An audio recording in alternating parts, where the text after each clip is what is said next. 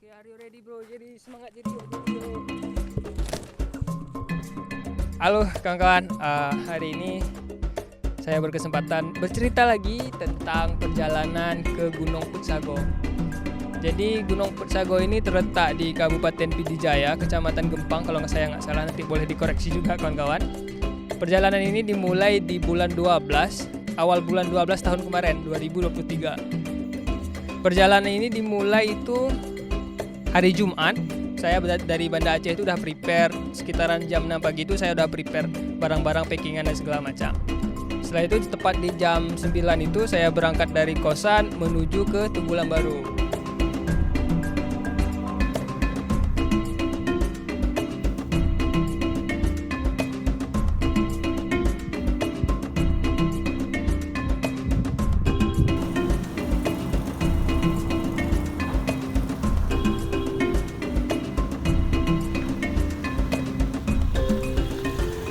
Perjalanan ke Tubulan Baru pun memiliki beberapa problem juga. Yang pertama itu ban kendaraan yang saya bawa itu bocor. Ketika saya mau menjemput Bang Nopri, bannya bocor kawan-kawan. Jadi saya harus tempel ban dulu sebelum menjemput Bang Nopri. Tempel ban pun kayaknya makan waktu sekitaran 1 jam juga. Tempel ban dulu di sekitaran Tubulan Baru. Setelah tempel ban selesai, barulah saya jemput Bang Nopri itu di tempat di Swalayan dekat Tubulan Baru. Mungkin kawan-kawan udah nggak asing juga. Setelah saya jemput Bang Nopri sekitaran jam 10, kami itu mulai berjalan dari Tubulan Baru itu menuju ke Pidijayanya. Cuma sebelum ke Pidijaya, kebetulan kemarin itu Jumat, kami itu singgah dulu di masjid. Saya lupa nama masjidnya, cuman kami itu singgah dulu di masjid untuk melaksanakan sholat Jumat.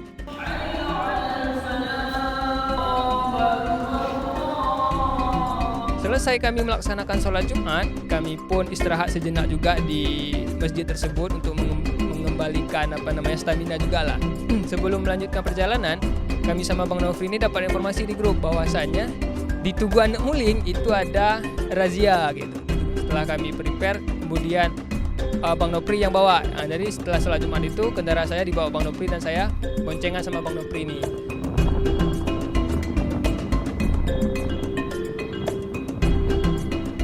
Setelah kami berjalan begitu lama, sampailah kami di rumah makan Persimpangan Tangsi. Mungkin kawan-kawan pun yang udah pernah lewat ke sana itu nggak asing lagi dengan rumah makan di situ.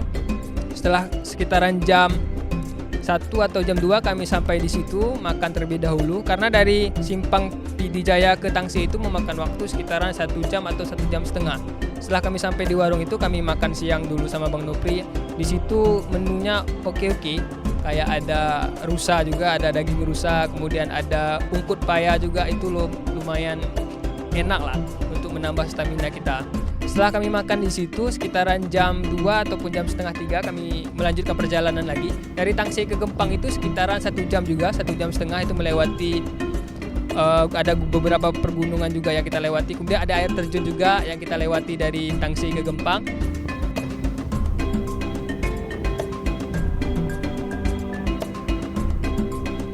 Nah, setelah sampai ke Gempang itu sekitaran jam setengah 5 kalau nggak salah.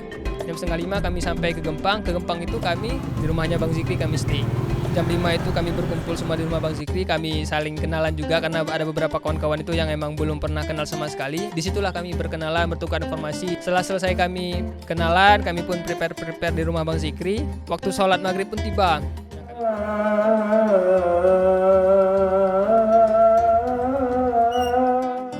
Sholat maghrib lah, diajak sama Bang Zikri sholat maghrib berjamaah di salah satu musola di situ.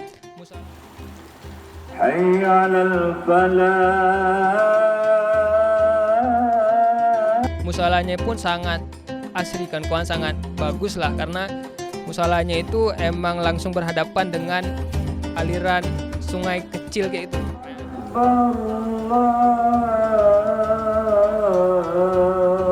Jadi kita wudhu itu langsung ke air sungainya, itu menjadi momen yang sangat seru juga gitu. Setelah selesai sholat maghrib, kemudian kami istirahat di rumah Bang Zikri.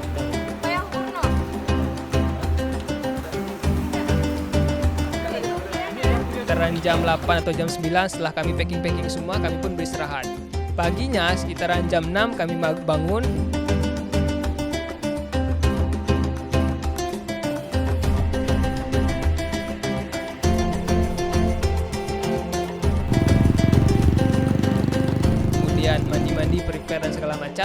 Setelah itu kami sarapan pagi.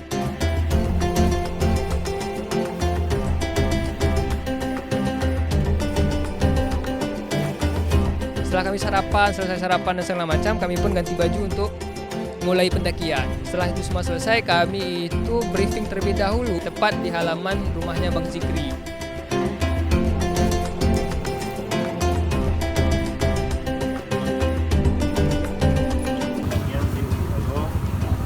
Jadi saran dari Nun memang sama-sama terjaga.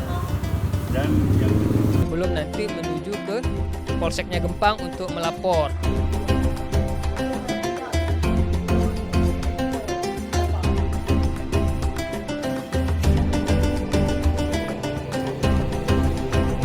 Setelah kami melapor di Polsek, kami pun briefing mengenai ojek.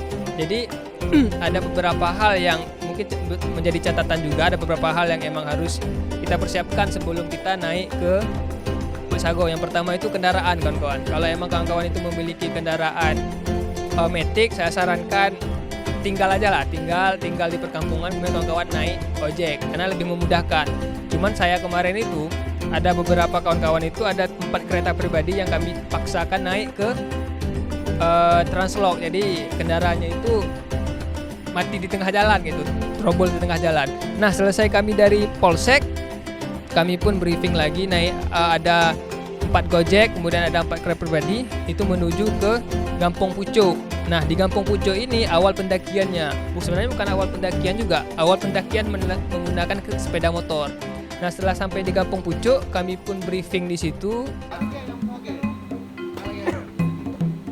Nah, di sini yang saya bilang tadi, kawan-kawan. Dari Gampong Pucuk ke Translok itu jalannya itu sungguh sangat memprihatinkan. Jadi Honda Matic itu kalau emang belum servis, jangan coba-coba naik ke jalan Pucuk ke Translok karena emang mati di jalan gitu. Honda saya pun sempat mengeluarkan asap juga dari mesin. Cuman ya mau gimana, kami ada 3 kereta pribadi itu yang harus dipaksakan tinggal di tengah jalan dan melanjutkan perjalanan itu menggunakan Gojek.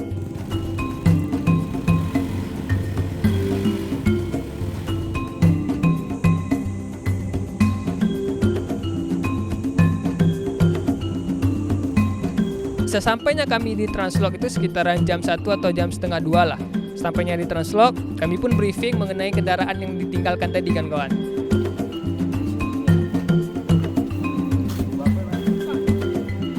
Kenapa nih?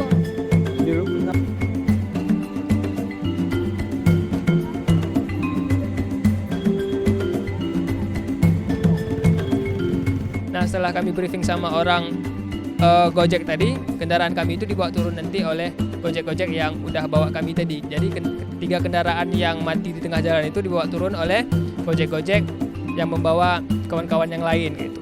Nah, setelah kami sampai di Translok, kami pun istirahat sejenak, sholat zuhur, kemudian makan siang di situ sebelum melanjutkan pendakian menuju Pintu Rimba. Jam 2:30 kami baru siap-siap untuk melanjutkan perjalanan yang sebetulnya.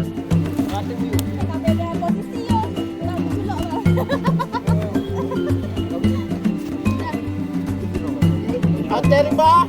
Yeah.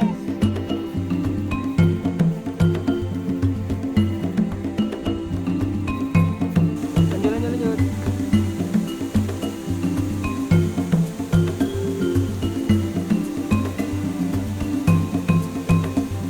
Jalan terus. Nyuruh bahaya GP yo.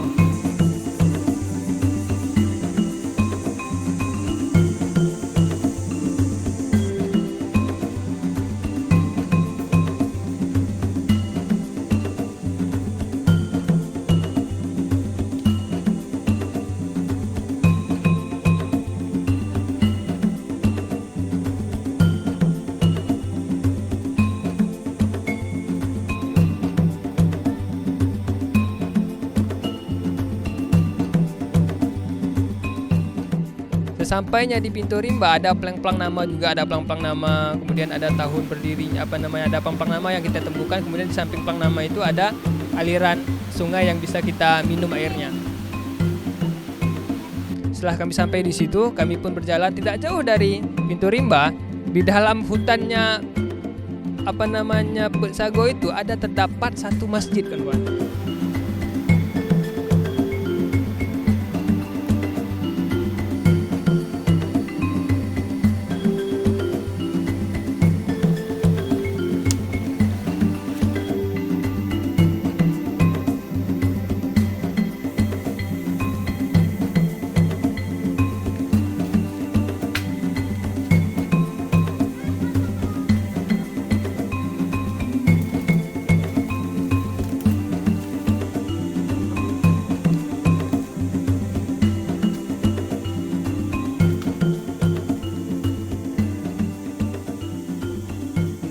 Masjid ini masjid tua yang zaman dulu tuh udah ditinggalin. Jadi menurut cerita dari Bang Zik, itu dulu masjidnya digunakan oleh orang kampung Translok itu untuk melaksanakan kewajibannya.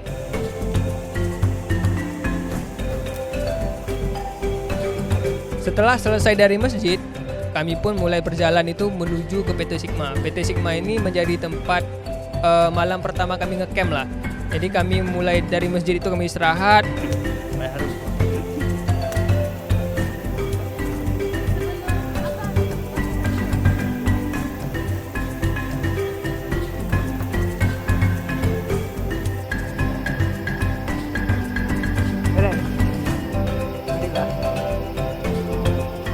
Kemudian kami harus melewati rawa-rawa yang emang becek kawan-kawan itu. Kalau emang kawan-kawan itu tidak cermat melangkah, bisa-bisa jadi kita itu akan masuk lumpur tuh selutut, bisa jadi juga sepinggang.